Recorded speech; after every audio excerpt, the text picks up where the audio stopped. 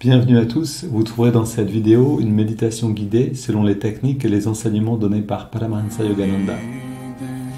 Ces enseignements sont basés sur des vérités universelles et n'appartiennent à aucune religion en particulier. La tradition yogique dont ils sont issus les met au service de l'humanité tout entière. Si vous voulez profiter pleinement de cette expérience, prenez le temps de passer par chacune des techniques guidées ici.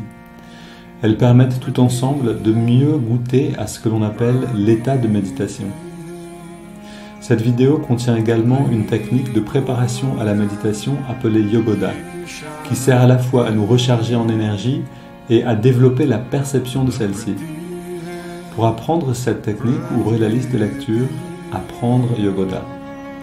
Selon la tradition transmise par Yogananda, un chant précède immédiatement la méditation afin d'orienter nos pensées et nos sentiments vers une fréquence propice. Pour sauter cette introduction la prochaine fois ou pour aller directement au début de la méditation guidée, voyez les repères indiqués dans la description de la vidéo ou dans la barre de lecture.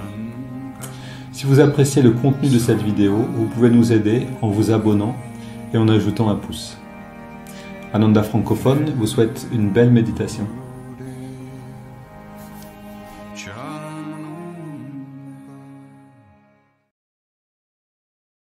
Do this for myself first, and then if I find anything worthwhile, then I'm happy to share with them. So I gave up the idea of communities, but when I met Yogananda, I found that he was interested in communities. So I was interested too. In fact, I remember writing to him and telling him that friends of my father's had offered to give me, I forget how much, 5 acres, 17 acres, something like that, of land in New Hampshire. And I wrote to him saying that I would be happy to go there and start a community if he wanted to.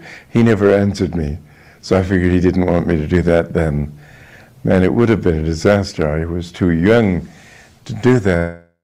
But I was so aware of how keen he was that I was offering this as a way of starting it. In 1949 at Beverly Hills, there was a garden party there, and he was, there were all sorts of, famous Hollywood people and directors and actors, and it was a typical Beverly Hills scene there. And I must say, I have to hand it to my guru for his courage when he was asked to speak, usually at a garden party, even though it's given for your benefit. You will say thank you for this beautiful party and thanks to all your guests, and it's wonderful.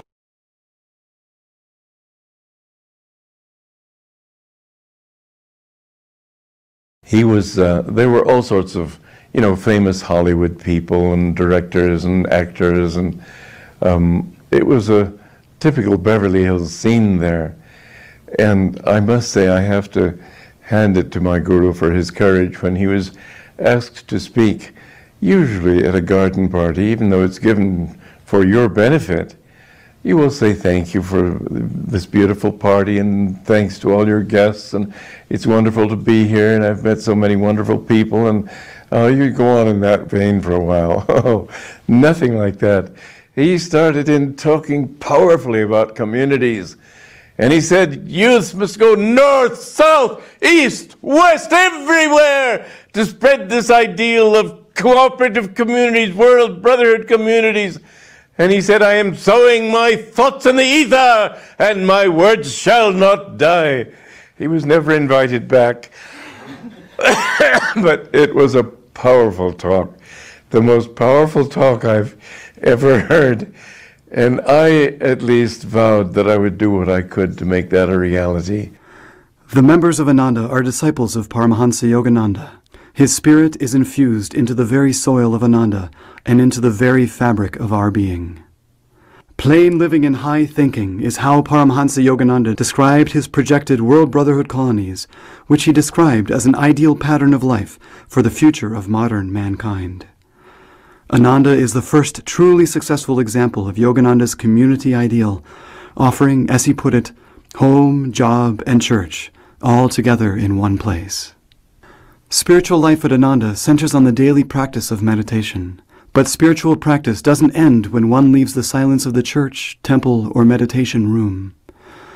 At Ananda, no separation exists between spiritual priorities and the practical demands of everyday life.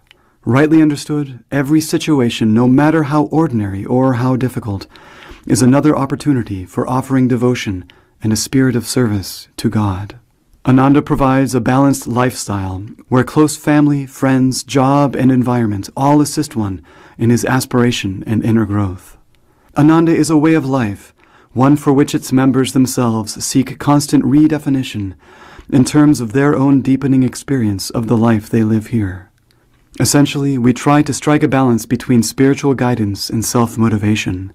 Values held dear at Ananda are respect for the individual, privacy, the freedom to learn and grow at one's own pace, and the need for honest self-expression. The most important factor in Ananda's success, certainly, has been the fact that every day since our beginning, Swami Kriyananda has given this whole project to God and asked Him to do with it as He would, albeit through our own physical struggles. A principle Swami established, one with which everyone came in time to agree, was, people are more important than things. In practice, this means that people's spiritual well-being is more important than anything else. If a job needed to be done, but the best person for it would not benefit from it spiritually, someone else was sought for the job. If no one was found, an entire project was sometimes abandoned. Closely related to this is the second principle. Where there is Dharma, adherence to truth and right action, there is victory. This means that any hardship imposed by life will prove in time to be a blessing when embraced with courage, gratitude, non-attachment, and deep faith in God. A spirit of harmony and cooperation has been fundamental to Ananda's success. We have found that the inner peace that comes through meditation acts like a lubricating oil in the machinery of human relationships. Through meditation, we learn also to see God in one another and in all people, which dissolves all sense of differences between us. People who are harmonious and do things together, instead of each one battling alone, can move mountains. An Ananda saying puts it well, many hands make a miracle. Finally, and most important, as a spiritual community, we always try to tune into the will of God. The essence of life at Ananda is attunement to God and to the universal consciousness that Paramahansa Yogananda expressed.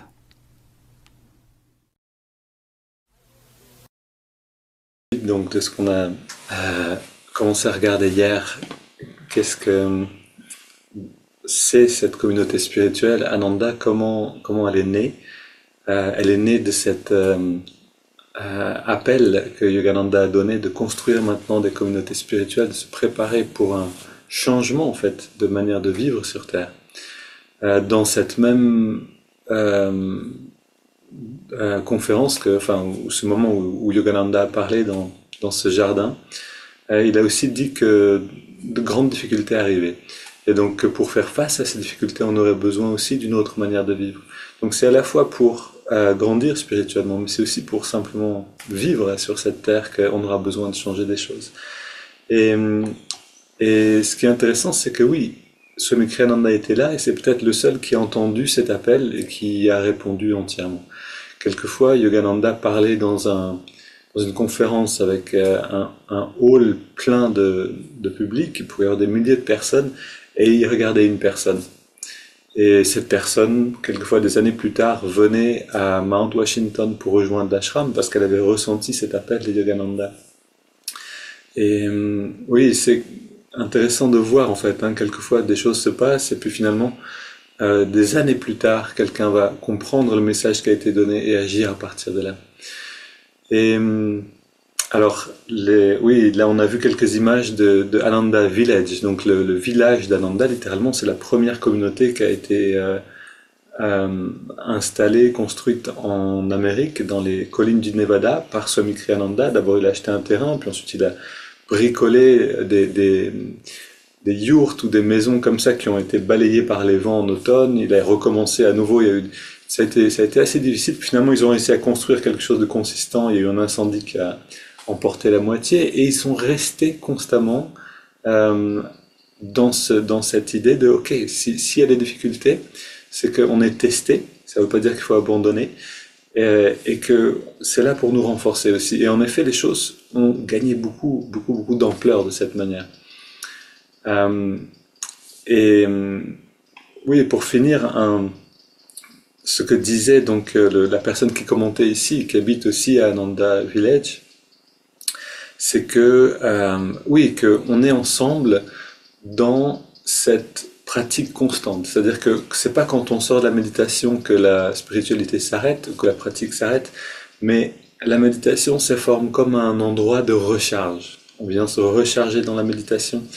Et puis, dans la vie de tous les jours, on pratique finalement. C'est vraiment l'endroit où on recharge la batterie spirituelle pour vivre cette spiritualité dans la vie de tous les jours. Et donc, les gens vont travailler ensemble, vont travailler dans des jardins, beaucoup de production de légumes, je sais qu'il y a des chèvres ou ce genre d'animaux donc, qui donnent du lait, qui peuvent donner du fromage, etc.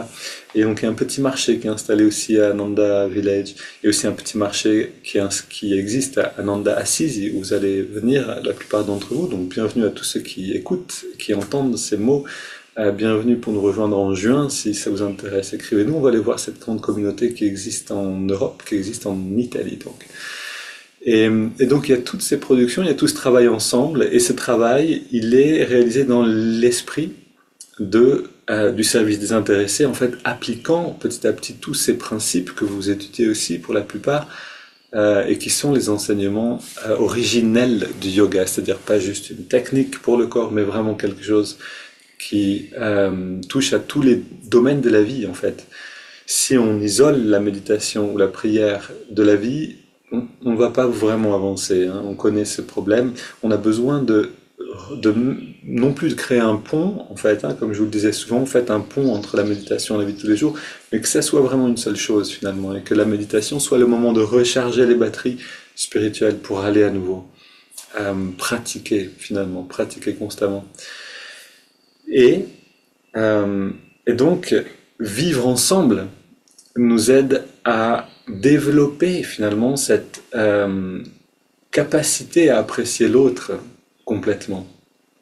Et cette capacité à aimer finalement, parce que c'est vraiment ça, c'est-à-dire à accepter, à être patient. Amma dit toujours, la patience, c'est l'amour. Quelqu'un qui n'est pas patient, il a une limite par rapport à la possibilité d'accepter les choses telles qu'elles sont. Et en fait, la patience, c'est l'amour, c'est-à-dire accepter les gens tels qu'ils sont, soi-même tel qu'on est, avec toutes nos imperfections, ça demande beaucoup de patience. Et cette patience, on la développe énormément dans ce cadre-là. C'est-à-dire que si on peut vivre ensemble, et c'est ce qu'on apprend dans les communautés, c'est-à-dire cette capacité à accepter l'un et l'autre, les projets ensemble, le travail ensemble tel qu'il est, aller régulièrement méditer pour permettre à cette patience, cette acceptation de grandir, nous permet de développer le cœur finalement, nous permet de développer cet amour. Et c'est ça qui nous permet de faire l'expérience du divin. Comme disait je ne sais plus qui, ne pensez pas que vous gagnerez l'amour de Dieu si vous ne savez pas gagner l'amour des hommes ou des humains. On a besoin vraiment de cette relation horizontale. Et donc oui, on est en train de faire nos premiers pas ici en France pour voir est-ce qu'une communauté serait créée ici, est-ce que c'est vraiment ce qui souhaite se faire, comme on dit souvent à Ananda, what is trying to happen, c'est-à-dire plutôt qu'est-ce que je veux faire, qu'est-ce qui essaye de se manifester, et si ça essaye de se manifester, est-ce que c'est à travers nous que ça doit se faire. Donc oui, on va faire nos premiers pas cette semaine, symboliquement un petit peu, hein, enfin symboliquement mais pratiquement aussi, on va dans les Alpes de Haute-Provence, on va dans un bel endroit. J'ai aussi posé des questions à Swami Atma Chaitanya à propos de ce projet et il m'a plusieurs fois confirmé, oui c'est un bon moment pour commencer à chercher un endroit. Et il m'a aussi indiqué que c'était bien de le faire en hauteur, voilà, donc j'ai une certaine confiance avec lui. Donc on va vers les montagnes, pas très loin, dans les Alpes de Haute-Provence. Et on explore et on regarde comment on se sent. Et puis des personnes ici nous ont donné des contacts. Merci beaucoup. Pour ça, on va visiter peut-être ses amis et voir qu'est-ce qui se présente. Voilà encore. Et donc bienvenue à tous ceux qui veulent nous aider dans ce projet ou qui veulent même s'engager dans ce projet, bien sûr. D'une manière ou d'une autre, si vous sentez l'appel, n'hésitez pas à nous écrire. Ok, vous m'entendez tous ? Vous êtes tous prêts? Et c'est parti. Allons nous recharger en énergie.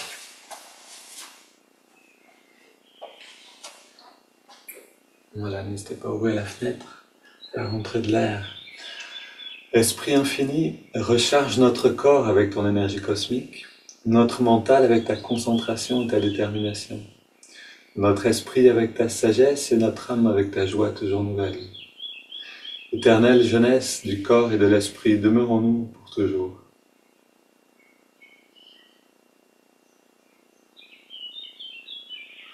Et aujourd'hui, ce que je vous propose, c'est qu'on pratique avec l'idée de recharger le corps en énergie, mais aussi d'une certaine manière, offrir cette énergie à ceux qui essayent de se manifester. Que ce soit créer une communauté en France ou que ce soit autre chose, que ce que Yogananda a mis en mouvement il y a déjà un siècle, que ça puisse continuer à travers nous de se manifester à travers le monde.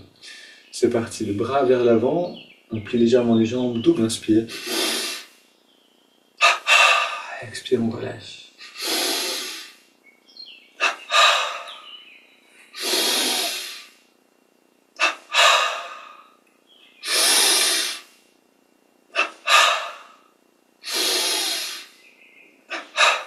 Et les mains sur les hanches. Contracte les mollets vers l'arrière, vers l'avant. On relâche juste au bout de chaque mouvement. Et ce qui est intéressant, c'est que les Anglais, puisqu'on a Ananda qui naît en Angleterre, en Allemagne, en France, dans d'autres pays encore, en Hollande, mais les Anglais sont en train, les premiers a priori, avec nous peut-être, de créer une communauté, de trouver un endroit pour y habiter. Certains vont y habiter de manière stable. Ici, on contracte l'avant-bras, le mollet gauche, cuisse, biceps,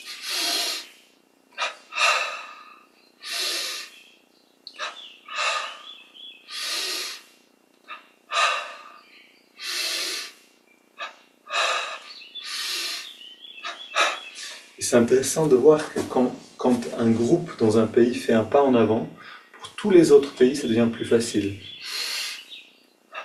de faire ce même pas en avant.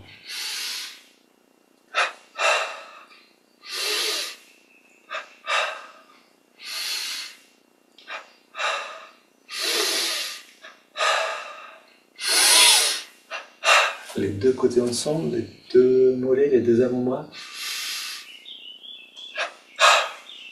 Deux cuisses, deux biceps.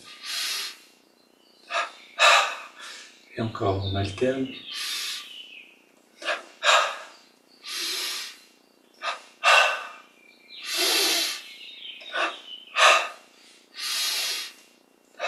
Prenons un petit instant, des yeux fermés, détendus, une inspire profonde. On garde l'air dedans quelques instants et on expire par la bouche. Très détendu. On sent toute l'énergie qu'on met en mouvement. On continue, face gauche, poitrine à gauche, droite.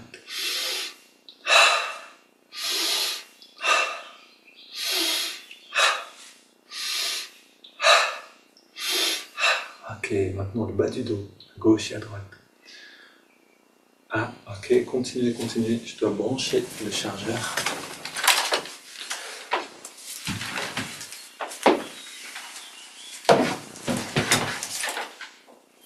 Voilà, continue avec le milieu du dos.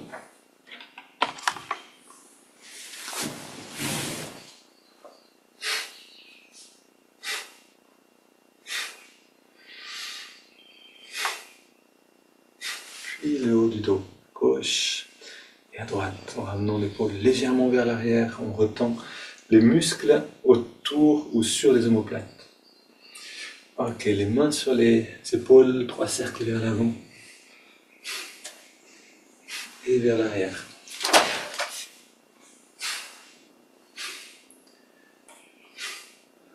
Ok, on contracte le cou tout entier,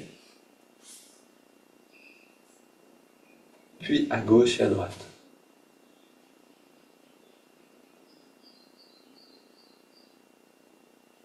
La nuque en rebaissant la tête.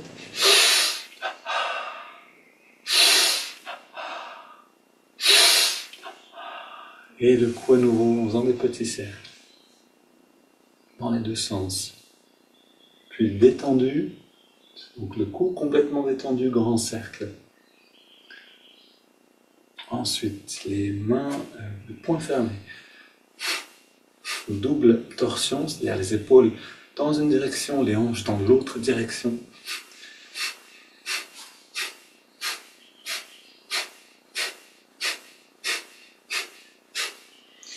Mains sur les hanches, jambes légèrement écartées, 3 cercles.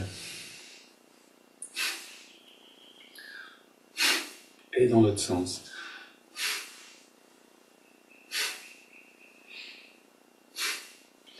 Puis vers la gauche, vers la droite.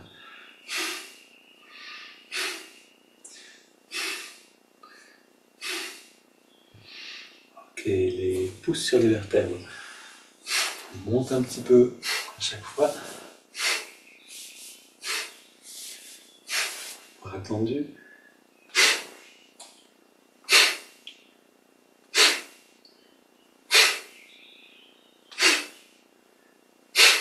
Ok, capote sur la tête.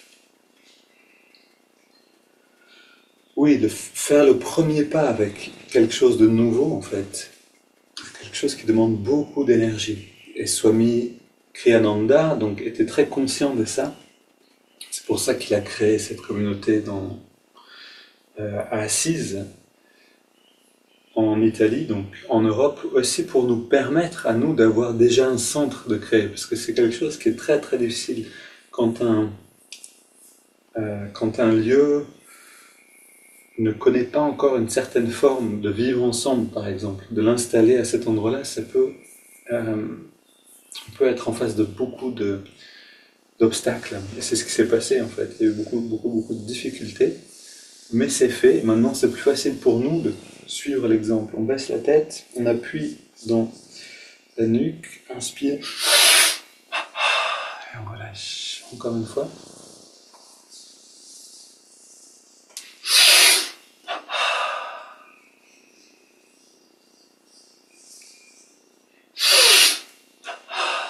Ok, on entrelace les doigts au-dessus de la tête et on contracte, biceps gauche et droit.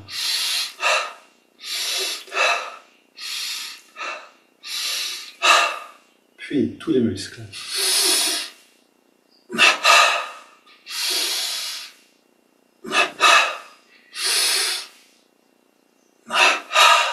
On continue directement le pied gauche à l'inspire et on relâche à l'expire. Pied droit. Alors ça c'est moi qui vous le propose de faire ça avec la respiration. Yogananda a dit qu'on pouvait respirer de manière naturelle. C'est comme on veut ici. Donc fesse gauche, fesse droite. Je monte petit à petit. Donc bas du ventre, haut du ventre, avant-bras gauche, avant-bras droit. Biceps à gauche et à droite. Poitrine gauche-droite et le cou gauche-droite, devant derrière. Le pied gauche, on ajoute le pied droit, on garde et on ajoute le mollet gauche et le mollet droit. On remplit le corps, cuisse gauche, cuisse droite, fesse gauche, fesse droite, bas du ventre, haut du ventre, avant-bras gauche et droit, biceps pareil, poitrine aussi, inspire, tous les muscles. Et on relâche le cou, on sent l'énergie qui est dans le corps, on relâche la poitrine à droite et à gauche, épaules, biceps droit et gauche, avant-bras droit et gauche, haut du ventre, bas du ventre, fesses droite et gauche, cuisses, les mollets, les pieds, double inspire, encore une fois,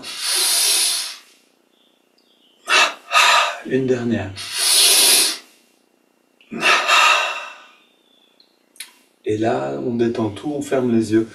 On s'intériorise complètement, on inspire lentement, on retient un instant la respiration, en détendant les muscles encore un peu plus, puis on expire par la bouche, comme si on entrait dans un bain chaud, sentir ce bien-être qui est là.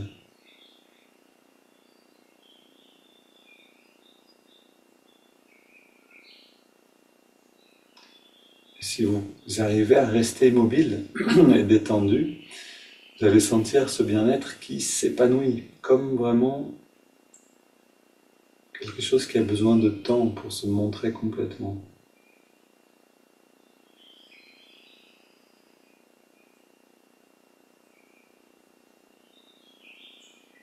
Et vous allez voir, si vous pratiquez régulièrement Yogoda et que vous faites attention à ces moments de ressenti, ils vont devenir de plus en plus agréables, ça va devenir de plus en plus profond. Finalement, quelquefois on a envie de rester très longtemps dans cet état-là, juste pour ressentir l'énergie. On continue ici.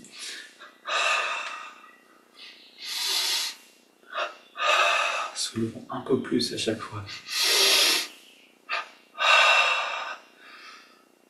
Ici, comme si on écarte un élastique.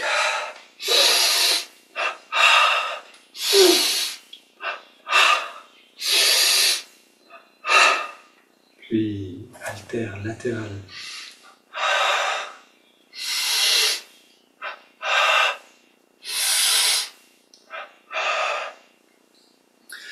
Alors, les bras, petit cercle. Haltère vers l'avant.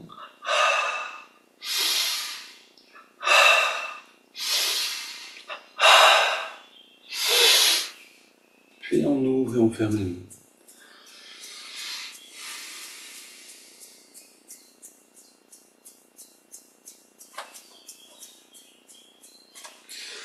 Oui, et je voulais vous dire aussi que donc il va y avoir une rencontre en France avec toutes les personnes qui sont intéressées par Ananda en France. Il va y avoir en fait un stage qui va être organisé chez nous à la ferme. On va louer la ferme ici pour ça. C'est du 18 au 20 octobre. On est encore en train de travailler là-dessus pour vraiment vous le présenter bien, mais déjà vous pouvez marquer les dates. 18 au 20 octobre, vous êtes tous les bienvenus. On continue.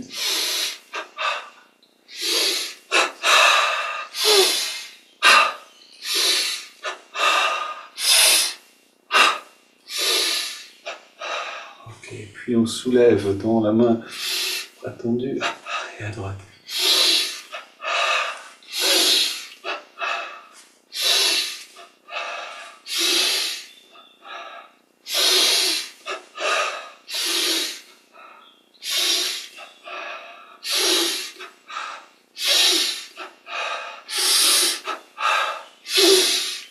Ok, et là, et c'est peut-être le moment le plus important de toute cette pratique, aller chercher à l'intérieur un sentiment de vraie joie.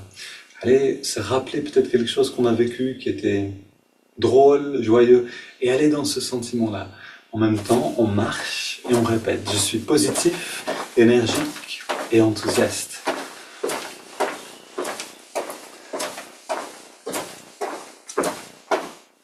Ok, et on court sur place.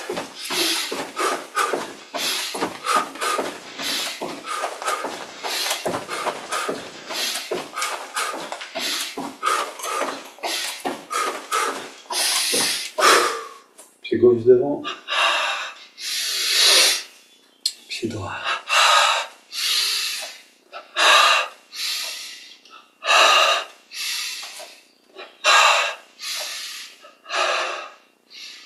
Puis on soulève derrière, bras tendus, on relâche devant.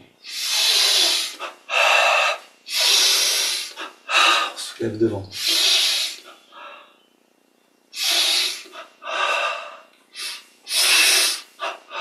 Ok, inspire, expire, et on fait rentrer le ventre le plus possible.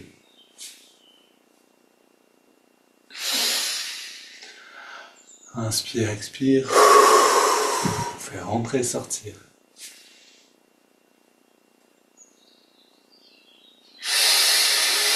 Et encore une.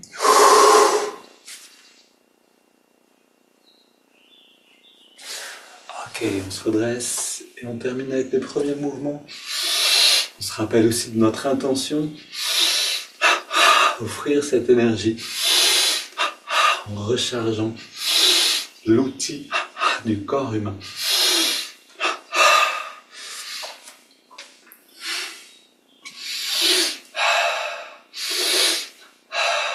Cheville.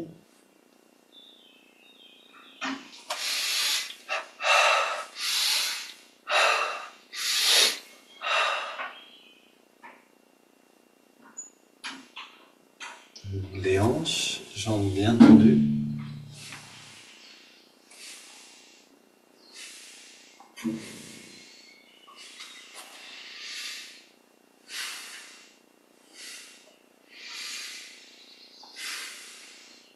Ok, puis on pose les pieds sur le sol, les bras sont vers l'avant, mais sans tension, le corps est très détendu. On inspire en amenant les mains vers nous, toujours dans la détente. On sent toute cette énergie et à l'expire, on amène les mains vers l'avant et on sent cette énergie qui croît dans toutes les directions en même temps. Encore une fois, sentez l'expansion de l'aura et de la conscience.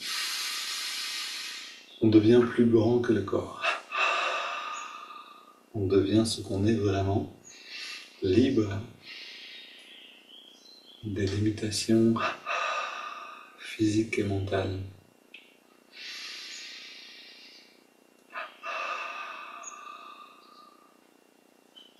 Et sentez le bien-être qui vient de cette liberté-là.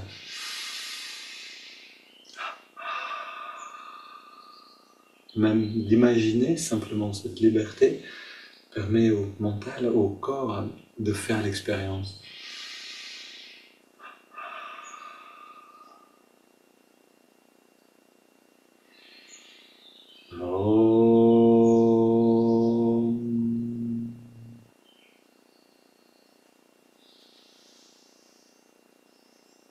Relâche les bras, relâche toute tension.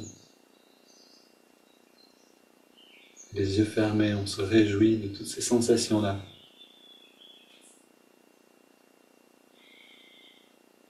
On se réjouit de ce corps qui fonctionne bien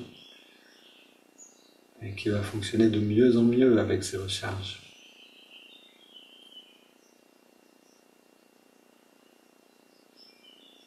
Ok, installons-nous pour méditer maintenant. Recording in progress. Redressé, détendu, bien installé à l'intérieur de nous, confortable en nous-mêmes.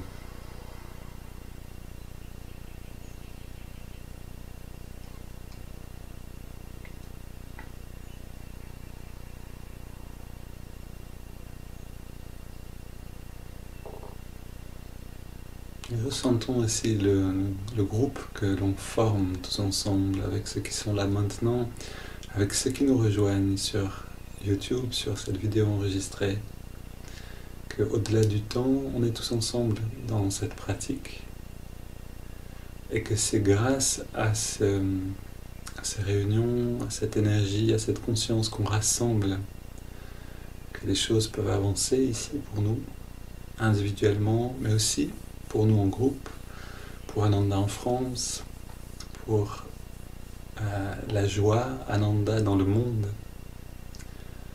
Être conscient que de cette manière, on fait vraiment notre part de travail.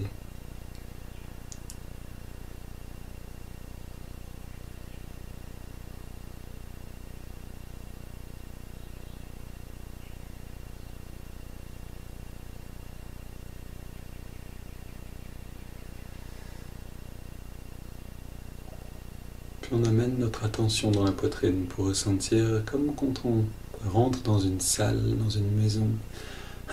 Ici c'est un étage de notre maison du corps. On va dans l'étage du cœur. Et à cet endroit-là, on sent quelle ambiance maintenant?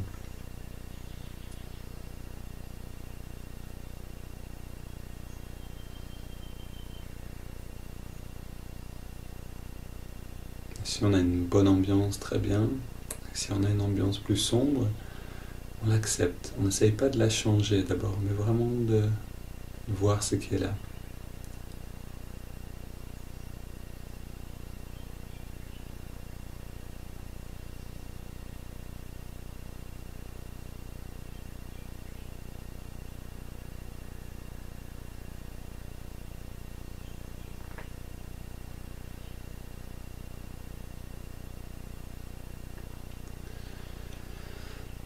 Et on va chanter comme hier ce chant, donc les paroles sont simples, je vous l'ai dit une fois simplement, Lord, I am thine, Be thou mine.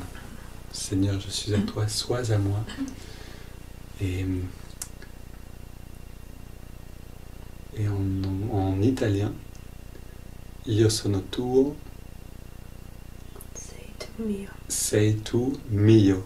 C'est bien ça, Anna? Sei tu mio.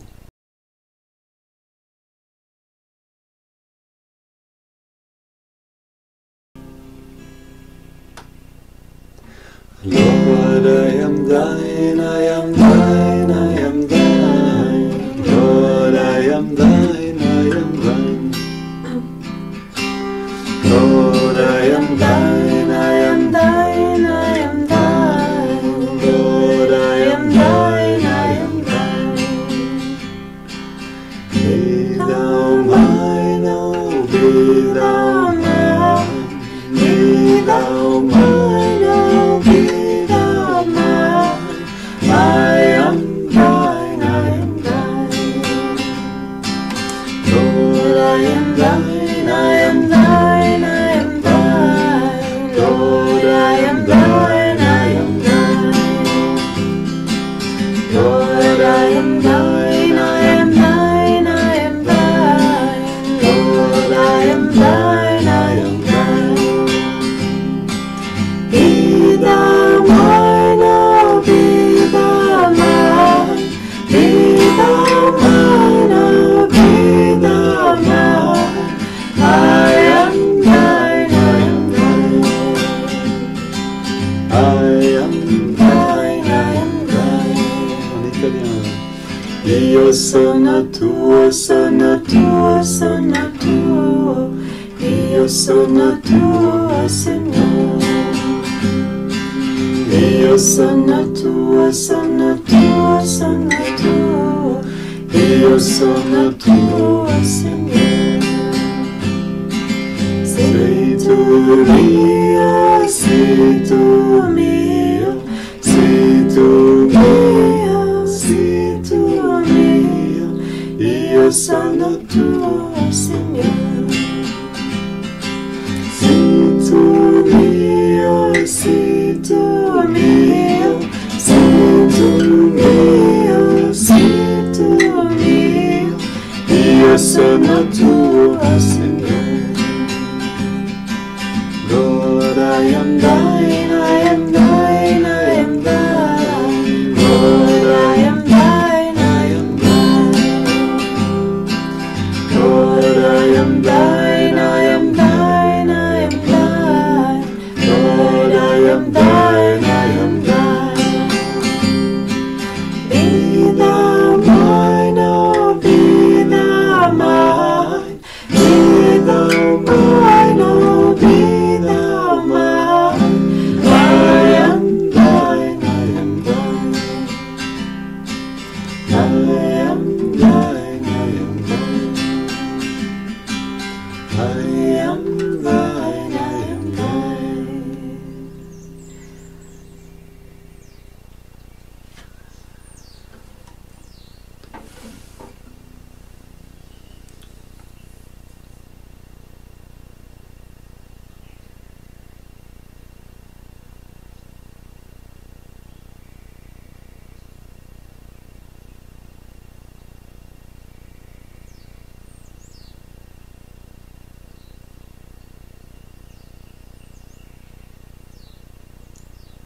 On regarde à nouveau quel est le changement d'éclairage, d'ambiance.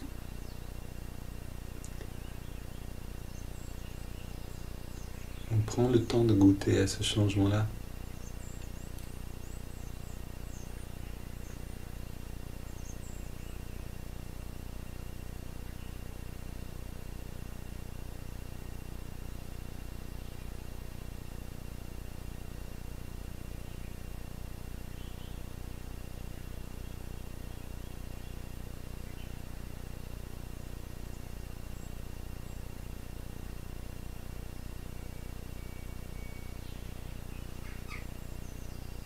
On respire profondément, on expire et on inspire, on sentant le ventre qui sort à l'inspire, poumons qui se remplissent bien et à l'expire, Le ventre qui rentre un petit peu à la fin de l'expiration. On va dans cette grande respire, en gardant cette douceur de la dévotion qu'on a réveillée avec le chant, pour que toute la pratique soit dans la dévotion, devienne douce, sucrée, comme dit Amma, qu'elle ne soit pas juste mécanique. Et dans cette douceur, on va dans les étirements. On inspire, on entrelace les doigts au niveau de la poitrine. Expire les mains vers l'avant.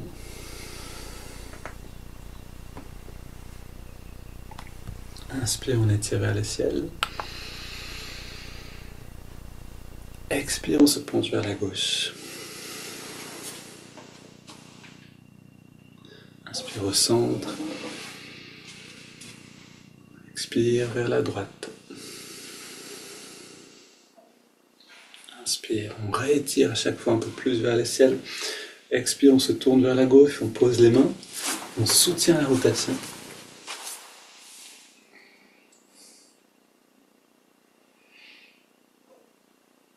Et on revient au centre.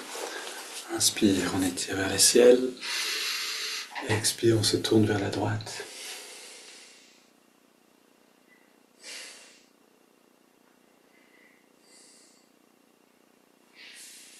Et on revient au centre. On pose les mains derrière, on ouvre la poitrine, légère flexion du dos vers l'arrière. Pas de flexion dans le cou spécialement, mais dans le dos.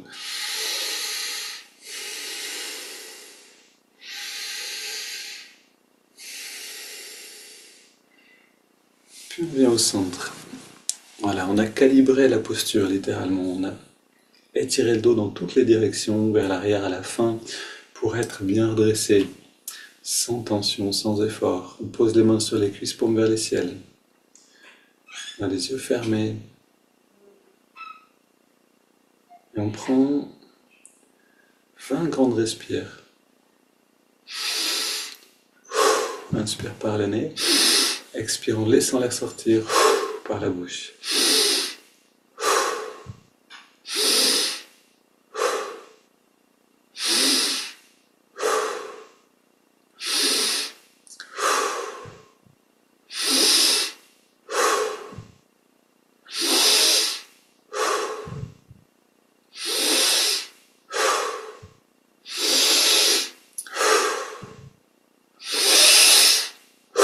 On augmente un petit peu l'amplitude.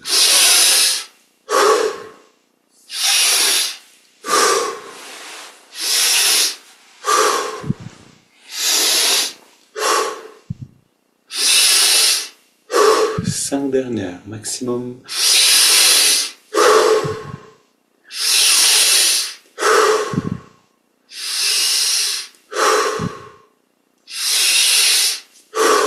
Dernière. Puis, on inspire lentement par les narines et on garde l'air dedans.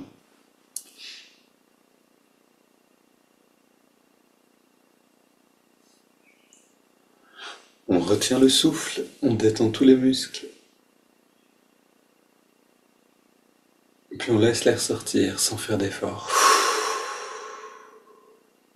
Et on arrête simplement de respirer.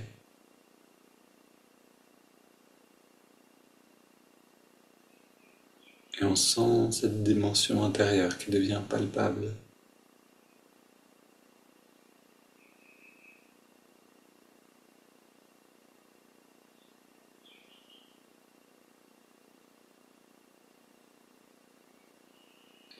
On inspire lentement, profondément. On garde l'air dedans, on rentre le ventre, on contracte le périnée, on redresse le regard. On relâche et on expire.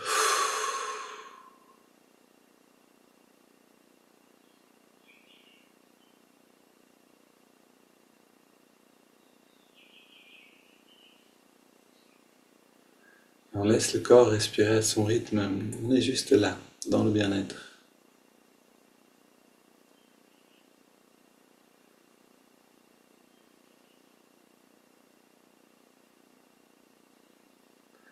On est vraiment un peu comme un plongeur qui revient vers la surface.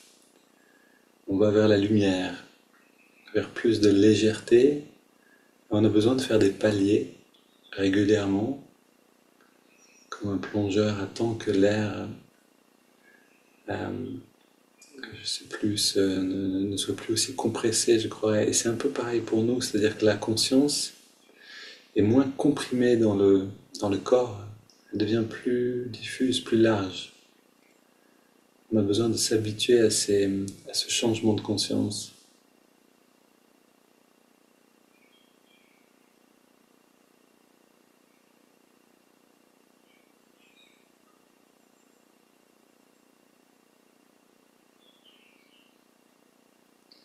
Puis une double inspire et on contracte tous les muscles. Expire, on relâche encore. Dernière.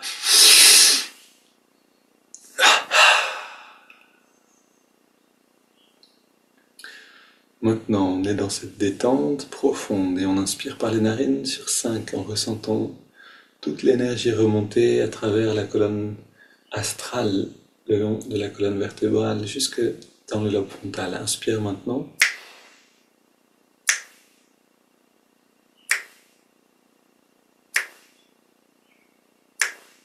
On garde l'air dedans.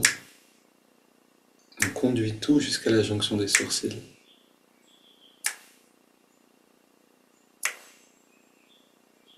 Puis on expire. On peut imaginer un rayonnement qui part du lobe frontal, et surtout ressentir le bien-être. Inspire à nouveau.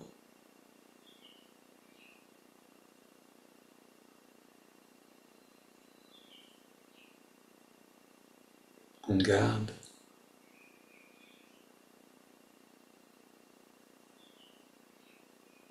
Expire.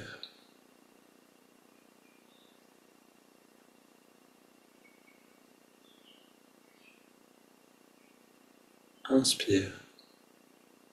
On passe par toutes les étapes de la colonne, sacrum, lombaire, dorsale, cervicale. On garde l'air dedans.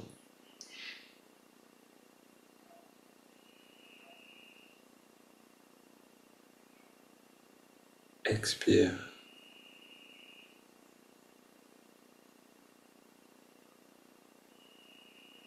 Une dernière fois, inspire.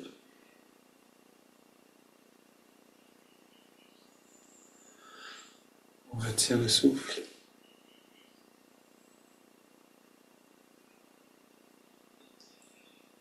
Expire.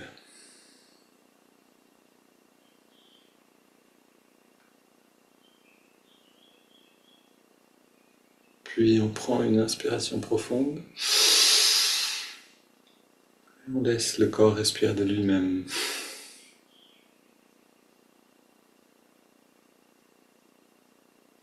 Dernier palier.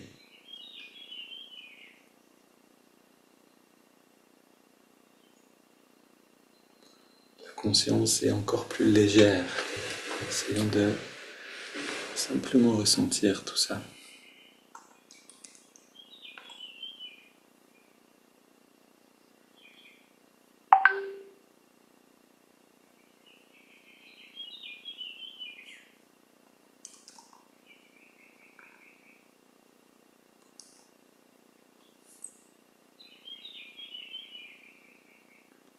Je continue la lecture du texte d'hier, donc restons simplement à l'intérieur.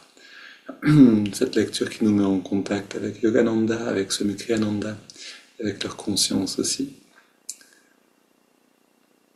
Donc, Yogananda disait, la réalisation du soi est venue unir toutes les religions. Nous devons continuer non seulement ceux qui sont ici, mais des milliers de jeunes doivent aller au nord, au sud, à l'est et à l'ouest pour couvrir la terre de petites colonies, démontrant qu'une vie simple et une pensée élevée mènent au plus grand bonheur. Et Swami Kriyananda continue. J'ai été bouleversé jusqu'au plus profond de moi-même. Je n'aurais pas été surpris si les cieux s'étaient ouverts et si une foule d'anges en était sortie. les yeux embrasés pour exécuter ses ordres. Ce jour-là, j'ai fait le serment de faire tout ce qui était en mon pouvoir pour que ces paroles deviennent réalité. 20 ans plus tard, avec son aide intérieure et par la grâce de Dieu, j'ai pu créer la première de ce qui est devenu depuis plusieurs communautés florissantes.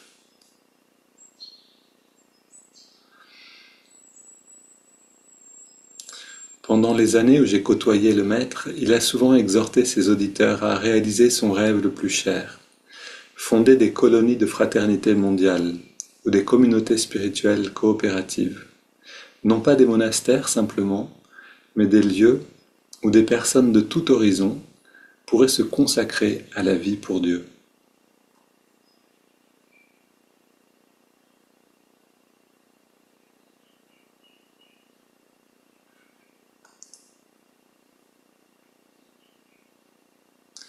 Quelques mots simplement sur ce passage. Yogananda explique que on est rentré dans une nouvelle ère depuis 1900 à peu près, l'âge de l'énergie, cette conscience plus subtile. On se libère un petit peu de la conscience de la matière. Et donc on n'est plus dans cette nécessité de tourner le dos au monde et aux formes et à la matière elle-même et à toutes les tentations qu'elle nous donne. On peut rester maintenant dans le monde, on n'est plus obligé d'aller dans un monastère pour avancer spirituellement. Ça, c'est d'une manière très générale. Bien sûr, il y a des personnes pour qui c'est le bon chemin d'aller dans un monastère et c'est très bien de le faire. Mais en général, pour l'humanité entière, le besoin n'est plus le même. Que la conscience est maintenant assez élevée pour qu'on apprenne à vivre en harmonie, à deux, en famille, et sans plus devoir faire des compromis avec notre évolution spirituelle.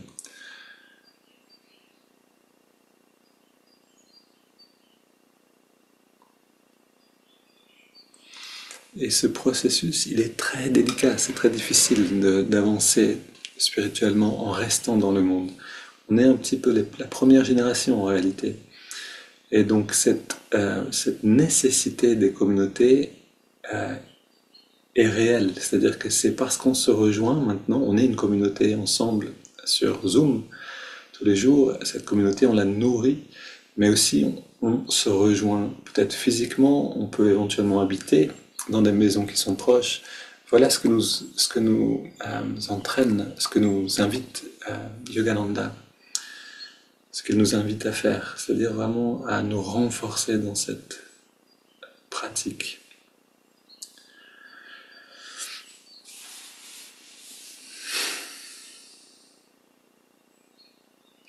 Et à chaque fois qu'on médite ensemble, on contribue à ce renforcement.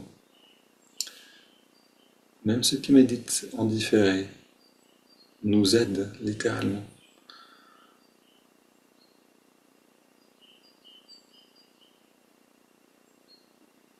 Alors méditons maintenant avec cette conscience de contribuer, c'est-à-dire d'offrir le fruit et l'effort de la pratique à ce groupe. On est maintenant on est 13, 14 en direct sur Zoom, mais bien plus nous rejoignent après sur YouTube. Et donc soyons conscients d'être un groupe, peut-être une trentaine, une quarantaine de personnes. On médite ensemble.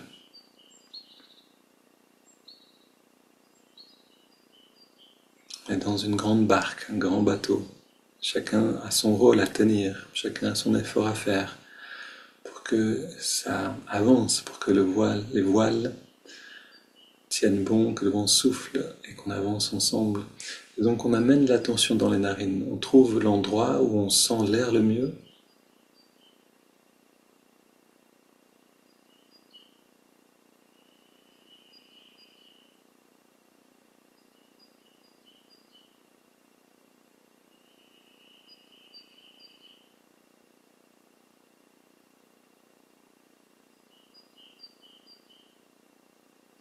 Et à l'endroit où on sent l'air le mieux, on ressent la fraîcheur de l'inspire, la fluidité de l'air qui rentre et la tiédeur de l'expire, et le côté apaisant de cette tiédeur.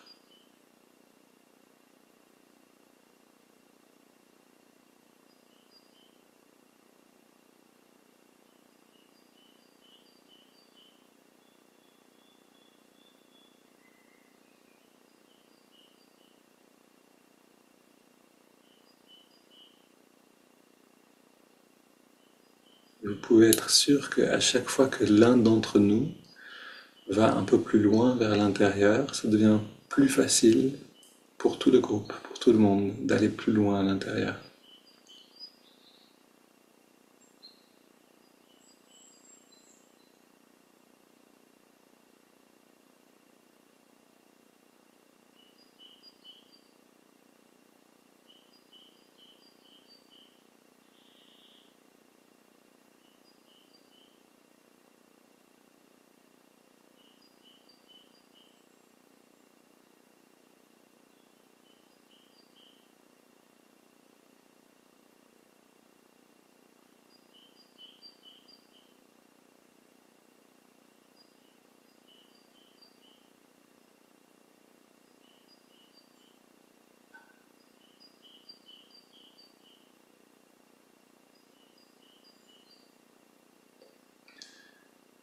Puis on ajoute le mouvement de l'index de la main droite. À chaque inspiration naturelle, l'index revient un petit peu vers la paume de la main. Et à chaque expiration naturelle, on relâche complètement l'index et en même temps complètement toutes les tensions du corps, tout effort. Toute tension, pardon.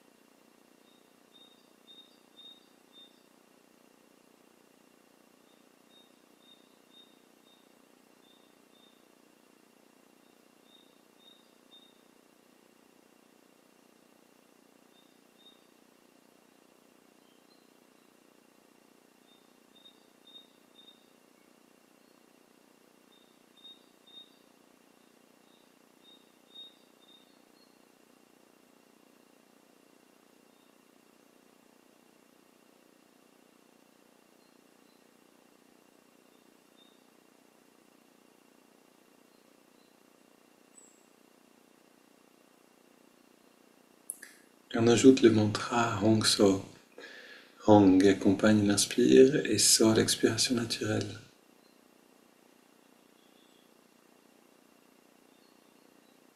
On s'applique à unir ces trois techniques ensemble. Une expérience.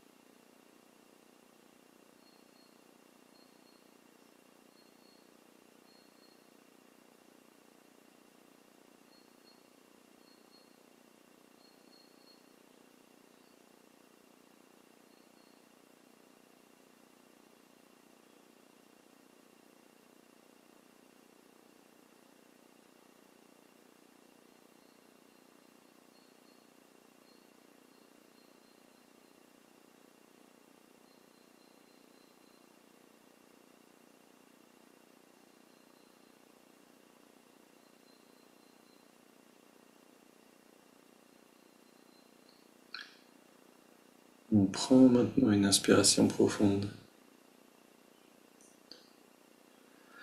On expire en 3 fois. Et un instant sans respirer. Quelques secondes.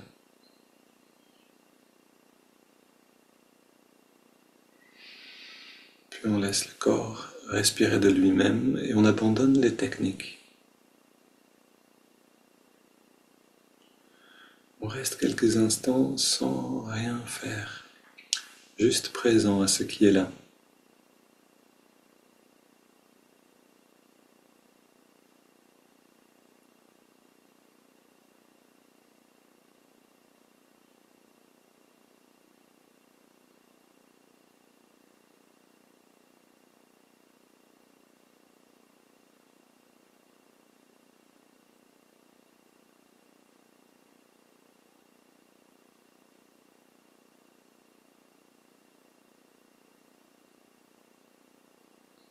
Et on permet simplement à cette présence, qui est synonyme de bien-être, on permet à cette présence de croître naturellement, sans effort.